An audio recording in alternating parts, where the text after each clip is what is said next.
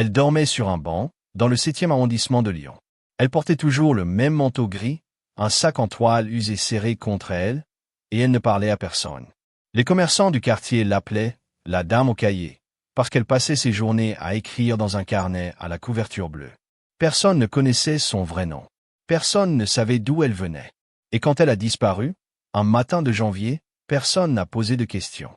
Ce n'est que 8 mois plus tard, quand la France entière a prononcé son nom, que les habitants du quartier ont commencé à comprendre ce qu'elle faisait vraiment, chaque nuit, dans les rues de Lyon. Et ce qu'ils ont découvert les a laissés sans voix. Mais avant d'aller plus loin, il faut revenir au début. Au tout début. Lyon, quartier de la Guillotière, un matin de novembre. L'air était tranchant, le genre de froid humide qui traverse les couches de vêtements et s'installe dans les os. Le Rhône charriait une brume basse qui rendait les ponts fantomatiques, comme suspendus entre deux mondes. Les passants marchaient vite, le col relevé, les yeux rivés au sol. Personne ne regardait personne. C'est la règle, dans les grandes villes. On évite le regard de ceux qu'on ne veut pas voir. C'est dans ce décor que Nadia apparut pour la première fois. Du moins, c'est ce que les habitants du quartier crurent. Elle s'installa d'abord près de la fontaine de la place Gabriel-Péri, assise sur un carton, le dos contre le mur d'un immeuble haussmannien dont la façade s'écaillait. Elle ne mendiait pas. Elle ne parlait pas. Elle regardait les gens passer avec une attention particulière, comme si elle les étudiait. Et dès que le flux de passants diminuait, elle ouvrait son carnet bleu et écrivait. Pas quelques mots griffonnés à la hâte. Des pages entières, d'une écriture serrée et régulière, comme quelqu'un qui rédige un rapport ou tient un journal scientifique. Écrire, pour elle, semblait aussi vital que respirer. Le premier à lui adresser la parole fut Karim, le boulanger de la rue Paul-Bert. Un homme au visage doux, aux mains toujours couvertes de farine, qui avait quitté Casablanca 20 ans plus tôt pour ouvrir cette boulangerie dont l'odeur de pain chaud réveillait le quartier chaque matin à 5 heures. Karim avait une règle, les invendus du soir allaient toujours aux gens dans le besoin. Chaque matin, il apportait à Nadia un pain au chocolat et un café dans un gobelet en carton. Elle acceptait toujours avec un hochement de tête poli, un sourire bref et un « merci » à peine audible. Mais jamais plus. Karim avait essayé des dizaines de fois d'engager la conversation. « Vous venez d'où? Vous avez de la famille? Vous voulez que j'appelle quelqu'un ?» À chaque question, Nadia détournait les yeux, comme si le simple fait de parler d'elle-même lui était physiquement douloureux. Karim n'insistait pas. Il déposait le petit déjeuner, disait « bonne journée » et retournait à ses fourneaux. Mais il revenait chaque matin, sans exception, même le dimanche, même sous la pluie. Au bout de quelques semaines, les commerçants avaient adopté une sorte de routine silencieuse autour d'elle. Karim apportait le petit déjeuner. Madame Chen, la pharmacienne d'origine chinoise installée dans le quartier depuis 30 ans, déposait parfois une couverture supplémentaire ou une boîte de pansements. Elle avait remarqué que Nadia avait les mains gercées et rouges, mais qu'elle refusait systématiquement les gants qu'on lui offrait, comme si elle avait besoin de sentir les choses avec ses doigts. Et puis il y avait Henri, le libraire, un vieil homme de 74 ans, mince comme un fil, avec des lunettes rondes qui lui donnaient un air de professeur de philosophie. Sa librairie, Les Mots Perdus, occupait un angle de la rue depuis 40 ans. Henri lui laissait des livres sur le rebord de la fontaine, toujours des romans, jamais de journaux. Et chose remarquable, Nadia les lisait tous, sans exception, puis les rendait proprement empilés, avec un petit mot glissé entre les pages. Un simple « merci » écrit d'une écriture élégante, presque calligraphiée, qui détonnait violemment avec l'image d'une femme vivant dans la rue. Un jour, Henri trouva dans un livre rendu non pas un « merci », mais une correction. Dans un roman historique situé pendant la Première Guerre mondiale, Nadia avait noté dans la marge, au crayon, d'une écriture minuscule, l'auteur confond les symptômes du typhus et de la fièvre typhoïde. Ce sont deux pathologies distinctes. Henri avait relu le passage. Nadia avait raison. Parfaitement raison. Cette femme n'a pas toujours été sans abri, avait-il murmuré à sa femme un soir, en fermant la librairie. Son écriture est celle de quelqu'un qui a étudié. Longtemps. Et cette remarque, on dirait un commentaire de médecin. Henri ne savait pas à quel point il avait raison. Les semaines devinrent des mois. L'hiver s'installa pour de bon, avec ses nuits glaciales et ses matins givrés. Nadia changea de lieu plusieurs fois. Parfois on la trouvait près de la gare de Perrache, parfois sous les arcades du quartier des Brotteaux, parfois assise dans le hall d'un hôpital, juste assez longtemps pour se réchauffer avant qu'on lui demande de partir. Mais elle revenait toujours à la Guillotière. C'était son quartier, son territoire discret, l'endroit où 3 personnes, un boulanger, une pharmacienne et un libraire, avaient décidé, sans se concerter, de veiller sur elle. Mais ce que personne ne savait, c'est que Nadia ne passait pas ses nuits à dormir. La plupart du temps, elle marchait. Elle marchait des heures dans les rues de Lyon, s'arrêtant devant chaque forme endormie dans un coin de porte, chaque silhouette recroquevillée sous un pont. Elle s'approchait doucement, vérifiait si la personne allait bien, si elle respirait correctement, si elle n'avait pas de signes d'hypothermie ou de détresse. Elle posait parfois sa main sur un front pour vérifier la température. Elle observait la couleur des lèvres, la fréquence respiratoire, la position du corps. Des gestes instinctifs, automatiques, comme ceux d'un médecin en train de faire sa tournée. Parfois, elle réveillait quelqu'un d'un geste délicat pour lui faire changer de position, éviter une fausse route, ou simplement lui offrir une couverture qu'elle avait récupérée quelque part. Et chaque fois, elle ouvrait son carnet bleu et notait quelque chose. Ce que Nadia écrivait dans ce carnet, c'est ce qui allait changer toute l'histoire. Mais n'allons pas trop vite. Un soir de décembre, alors que la température descendait sous zéro, un événement vint briser la routine du quartier. Une femme nommée Leila, 45 ans, sans domicile depuis 2 ans, fut retrouvée inconsciente près du pont de la Guillotière. L'hypothermie l'avait frappée pendant la nuit. Quand les pompiers arrivèrent, sa température corporelle était tombée à 31 degrés. Son cœur battait si faiblement qu'on crut d'abord qu'il s'était arrêté. L'affaire fit brièvement la une des journaux locaux, avec le même titre usé que les journaux sortent chaque hiver, un sans-abri retrouvé en état d'hypothermie. Puis l'histoire disparut, comme disparaissent toujours les histoires de ceux que la société préfère ne pas voir. Mais Nadia, elle, ne laissa pas cette histoire mourir. 3 jours après l'hospitalisation de Leila, quelque chose d'étrange se produisit. Le service des urgences de l'hôpital Édouard Herriot reçut un courrier. Une enveloppe blanche, sans nom d'expéditeur, contenant un document de 4 pages, tapé à la machine sur du papier ordinaire. Le document décrivait avec une précision chirurgicale l'état de santé de Leila au cours des 6 derniers mois. Les pathologies non diagnostiquées. Les traitements qui auraient dû être administrés depuis longtemps. Les signaux d'alerte que les services sociaux avaient ignorés. Les dates précises jour par jour où Leila avait tenté de se rendre aux urgences et avait été renvoyée avec un simple conseil de revenir si ça ne passe pas. Le document était si précis, si méthodique, si cliniquement exact, que les médecins crurent d'abord qu'il venait d'un confrère. Un spécialiste. Quelqu'un qui avait eu accès au dossier médical. Ils lancèrent une vérification interne. Aucun médecin de l'hôpital n'en était l'auteur. Ils ne découvrirent jamais qui l'avait envoyé. Mais à partir de ce moment-là, les soins de Leila changèrent. On la prit en charge correctement. On lui trouva un hébergement d'urgence. On lui prescrivit les traitements adaptés. Et lentement, très lentement, son état s'améliora.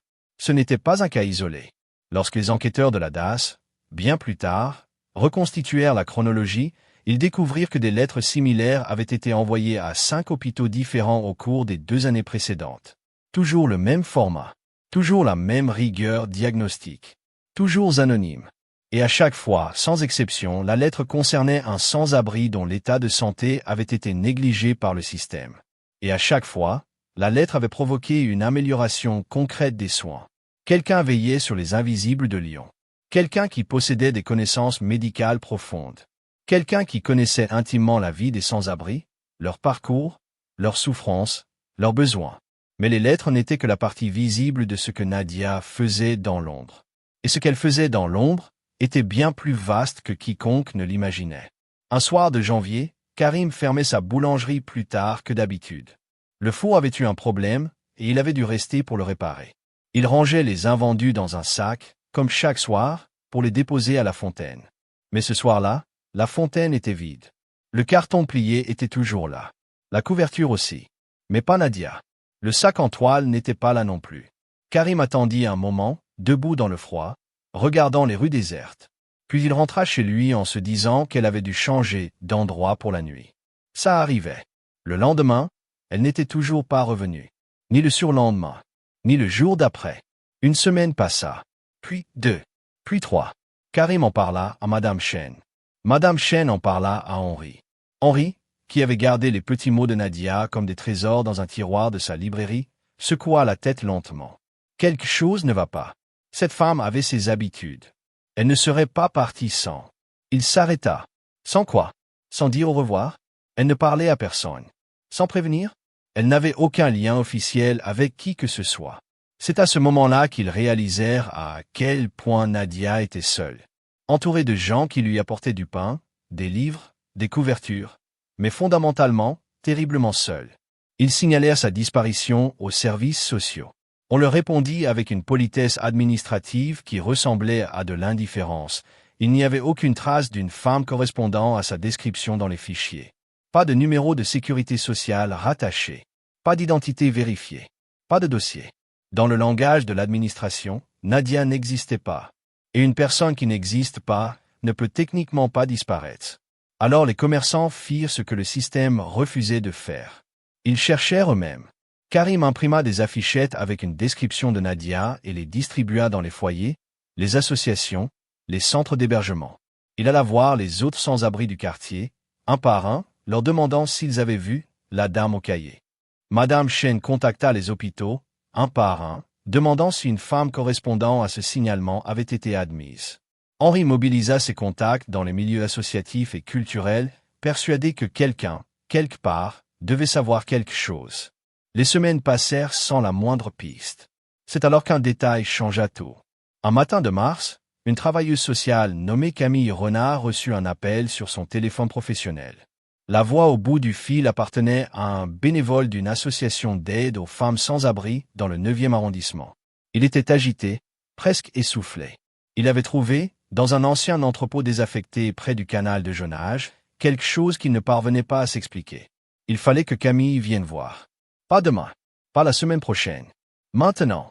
Camille était une femme de 32 ans, le genre de personne qui avait choisi le travail social, non pas par défaut, mais par conviction. Elle avait grandi dans une cité de Vénissieux, vu de près ce que la précarité pouvait faire aux familles. Et s'était promis, très jeune, que sa vie serait consacrée à ceux que le système oubliait. Elle prit sa voiture et se rendit sur place cet après-midi-là, ne sachant pas encore que cette visite allait faire trembler les institutions sociales de toute la région. L'entrepôt se trouvait dans une zone industrielle abandonnée, derrière des grilles rouillées et des panneaux, propriété privée, que plus personne ne respectait. Le bâtiment lui-même était une ancienne usine textile des années 60, avec de grandes verrières cassées et des murs de briques noircies par le temps et la pollution. De l'extérieur, il ressemblait à des dizaines d'autres ruines urbaines que Lyon comptait par centaines. Un lieu que la plupart des gens auraient traversé sans un regard. Mais à l'intérieur, c'était un autre monde. Quelqu'un avait transformé cet espace. Le rez-de-chaussée avait été divisé en zones séparées par des cloisons de fortune faites de palettes récupérées, de couvertures tendues et de bâches plastiques. Chaque zone contenait un matelas posé sur des palettes pour l'isoler du sol froid, une couverture propre pliée avec soin, un oreiller. Certaines zones avaient des bougies dans des bocaux en verre posés sur des caisses retournées, comme des tables de chevet improvisées. D'autres avaient des livres empilés. Le sol avait été balayé. Les débris et les gravats avaient été poussés dans un coin éloigné et recouverts de carton. Camille compta les couchages. 14. Dans un angle de l'entrepôt, il y avait une cuisine de fortune, un réchaud à gaz, des casseroles propres, des conserves rangées par catégorie sur des étagères faites de briques et de planches, de l'eau stockée dans des bidons alignés.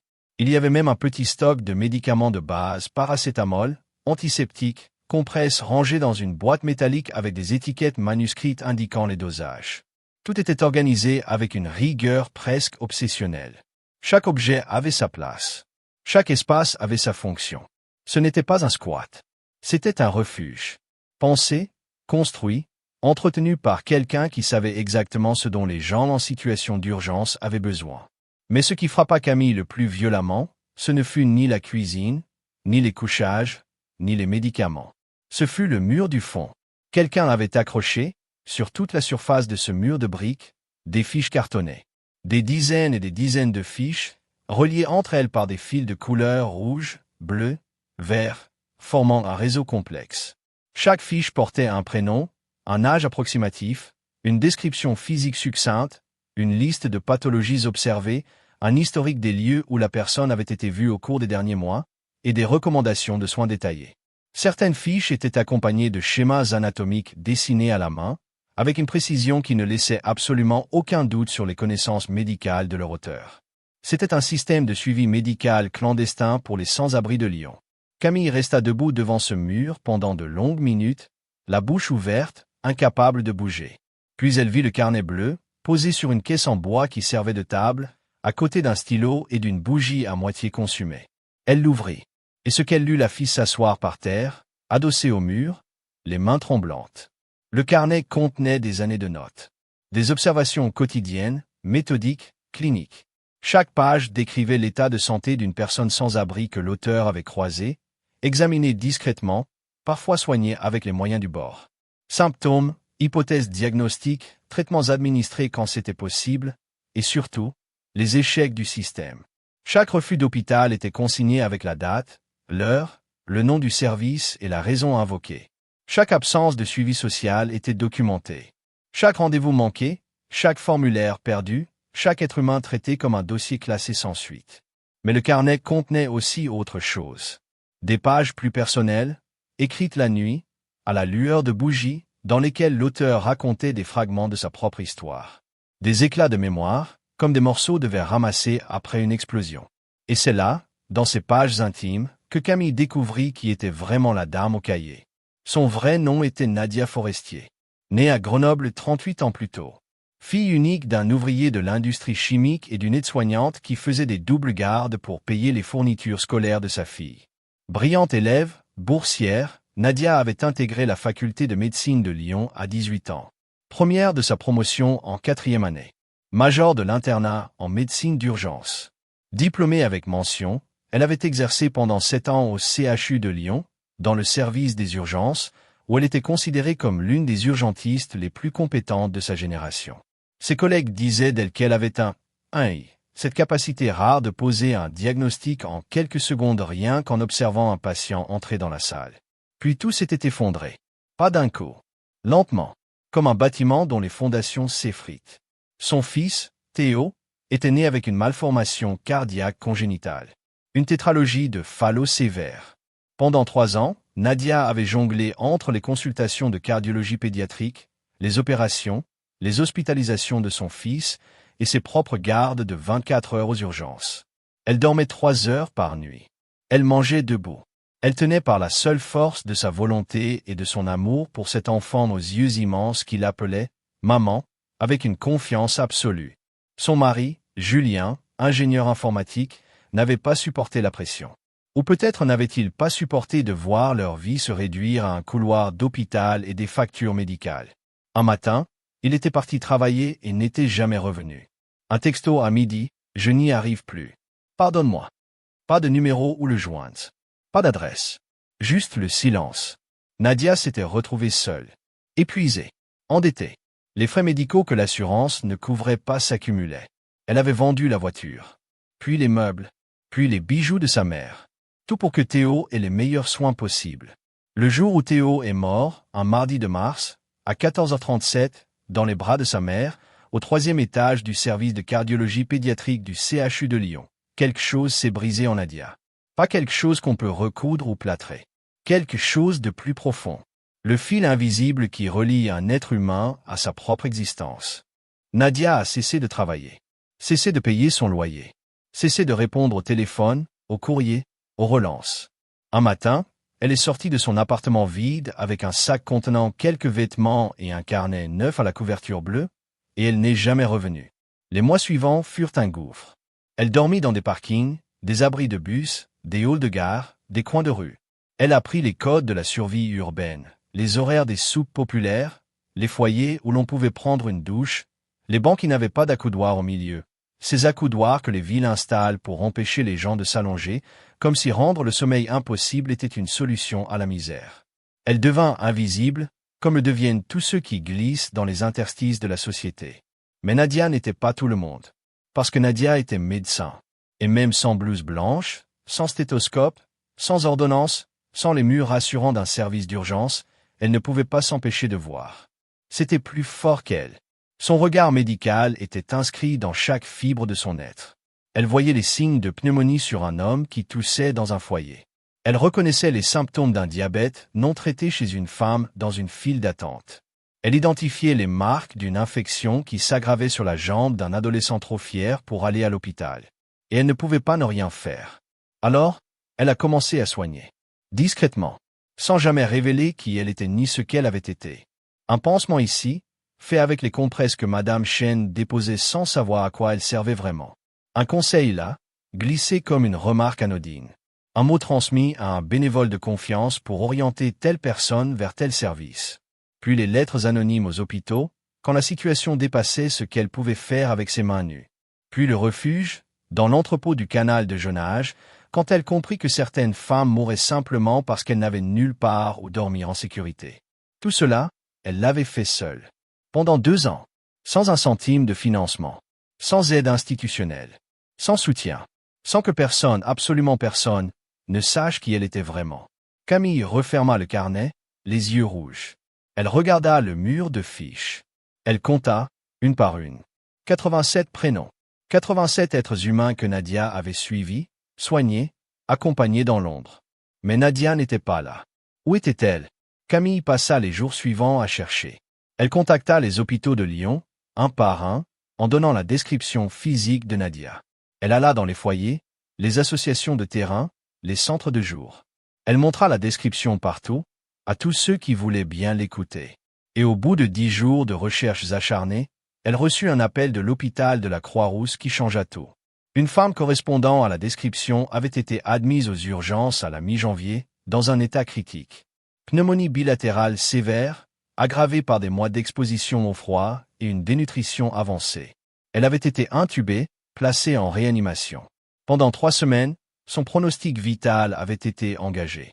Les médecins avaient failli la perdre 2 fois. Et comme elle n'avait aucun document d'identité sur elle, elle avait été enregistrée sous un simple matricule. Patiente X47. Nadia Forestier.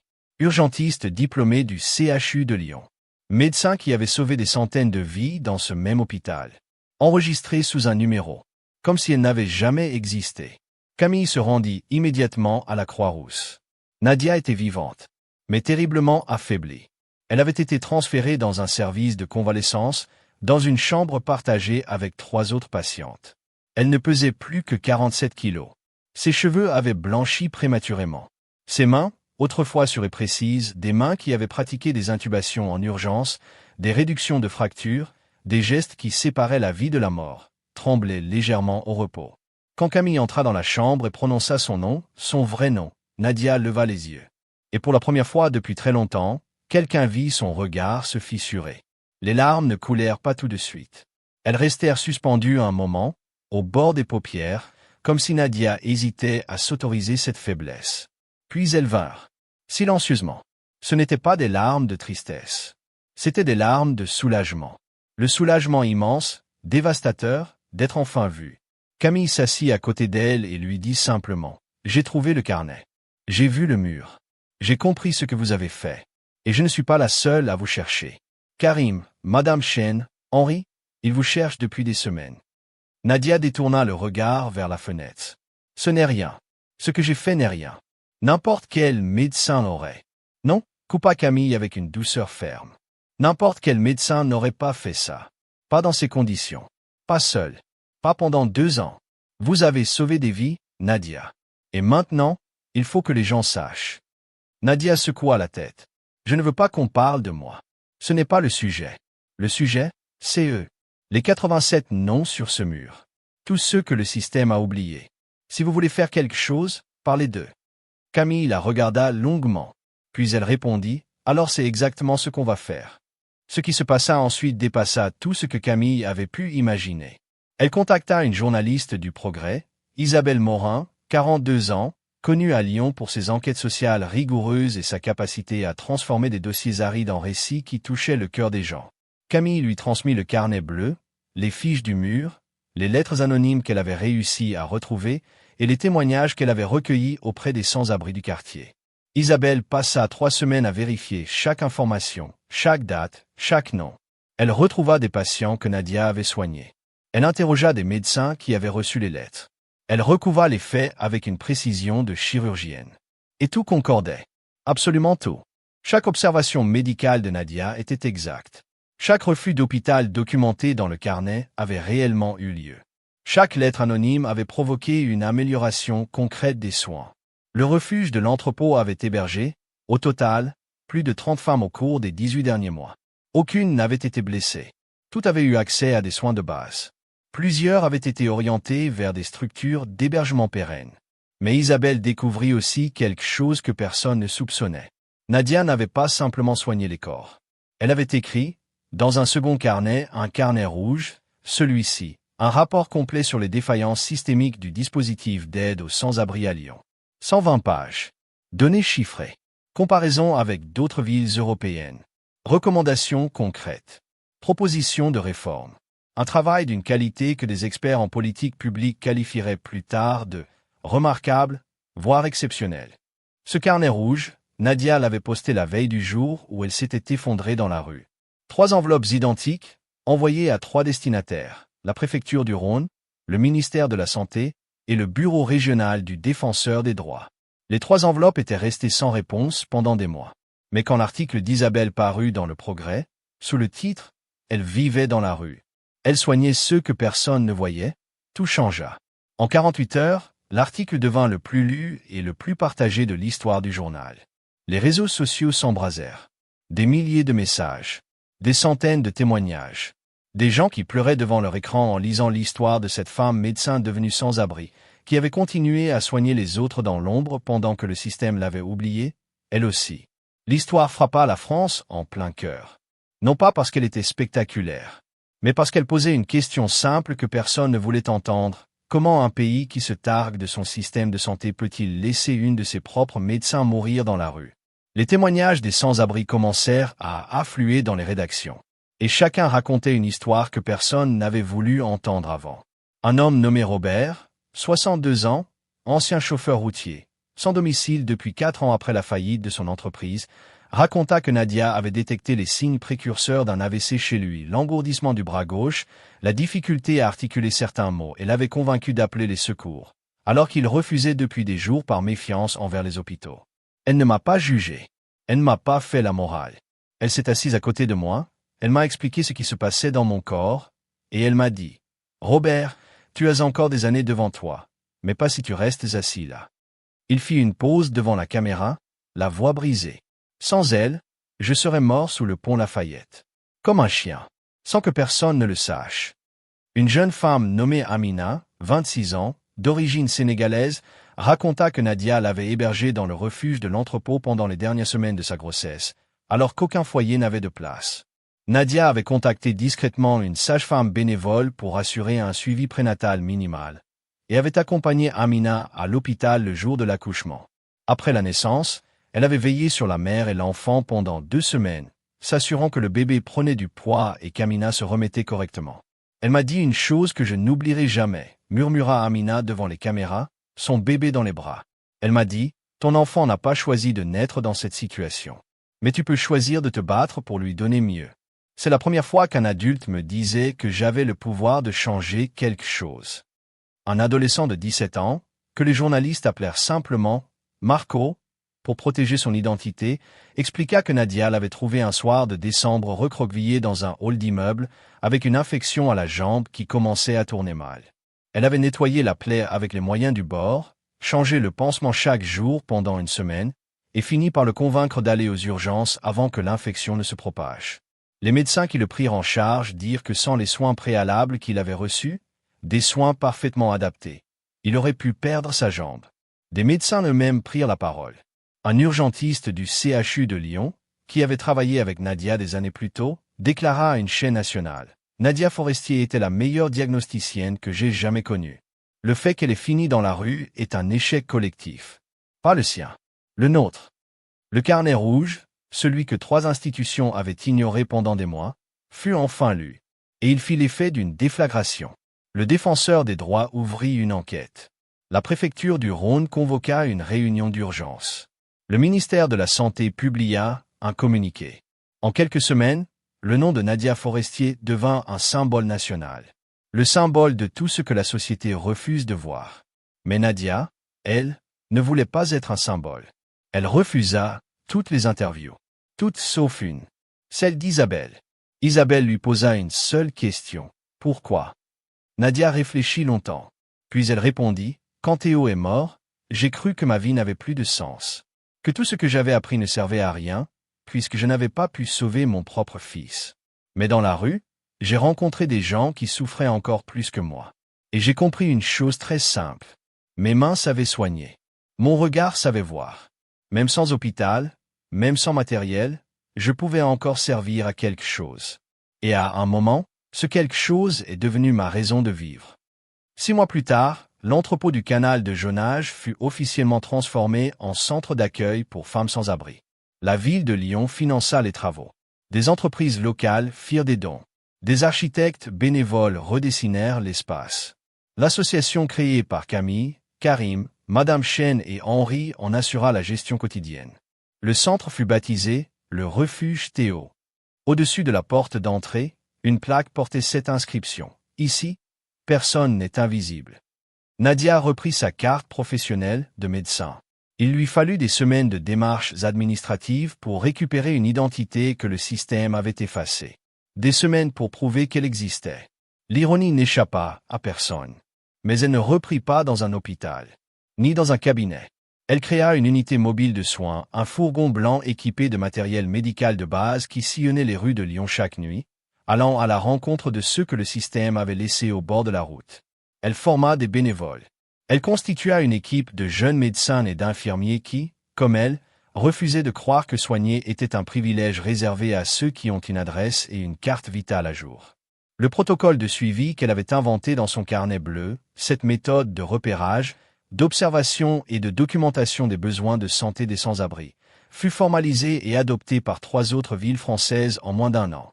Des travailleurs sociaux de Marseille, de Lille et de Bordeaux contactèrent l'association pour comprendre comment elle fonctionnait. Nadia leur répondait toujours la même chose, ce n'est pas compliqué.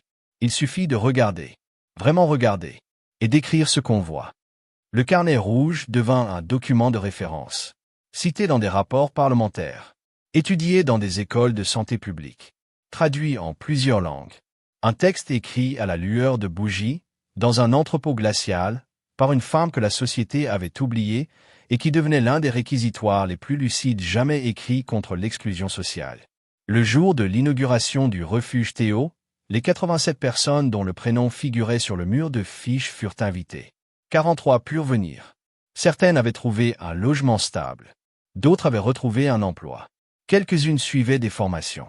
L'une d'entre elles, une femme de 50 ans nommée Françoise, ancienne comptable, avait retrouvé un poste grâce à un employeur qui avait lu l'article d'Isabelle et avait décidé, ce jour-là, que son entreprise ferait les choses différemment. Toutes ces personnes avaient un point commun. Elles avaient été vues, soignées et respectées par une femme qui n'avait rien et qui leur avait tout donné. Quand Nadia entra dans la salle, les 43 personnes se levèrent. Personne ne dit un mot. Le silence dura plusieurs secondes. Puis quelqu'un se mit à applaudir. Et l'applaudissement se propagea, lentement, jusqu'à remplir toute la salle. Nadia resta immobile un moment, les yeux brillants, le menton légèrement tremblant. Puis elle fit un geste de la main, comme pour dire « Arrêtez, ce n'est pas pour moi ». Mais personne ne s'arrêta. Karim prépara le repas de la fête. Du couscous, des pains frais, des pâtisseries marocaines qu'il avait passé la nuit à confectionner. Madame Chen apporta des bouquets de fleurs qu'elle avait composés elle-même. Henri offrit à Nadia un livre, une édition ancienne des Misérables de Victor Hugo, trouvée chez un bouquiniste des quais de Saône, avec cette dédicace manuscrite sur la page de garde, à celle qui a prouvé que la grandeur n'a pas besoin de toi. Avec l'admiration et l'affection d'un vieux libraire. Henri. Amina était venue avec son bébé. Elle le posa dans les bras de Nadia. L'enfant la regarda avec cette curiosité tranquille que seuls les tout-petits possèdent. Nadia le tint contre elle un long moment, sans rien dire. Et ceux qui la connaissaient bien virent quelque chose passer dans son regard. Un éclair de douleur. Oui, parce que cet enfant avait l'âge que Théo aurait eu si la vie avait été différente. Mais aussi autre chose. Quelque chose qui ressemblait à de la paix. Ce soir-là, après que les derniers invités furent partis, Nadia resta seule dans la grande salle du refuge. Elle regarda les murs fraîchement repeints, les lits propres, les étagères de livres. Elle pensa à Théo, à ses petites mains qui agrippaient les siennes quand il avait peur, à son rire qui résonnait dans l'appartement, il y a si longtemps qu'on aurait dit une autre vie. Elle ouvrit un nouveau carnet, bleu, comme le premier, et elle écrivit « Ce soir, je ne suis plus la dame au cahier qui dormait sur un banc. Je suis Nadia Forestier, médecin, mère de Théo. Et demain matin, quand le soleil se lèvera sur Lyon, je sortirai dans les rues et je ferai ce que j'ai toujours fait. Je verrai ceux que personne ne voit. Je soignerai ceux que personne ne soigne. Et j'écrirai.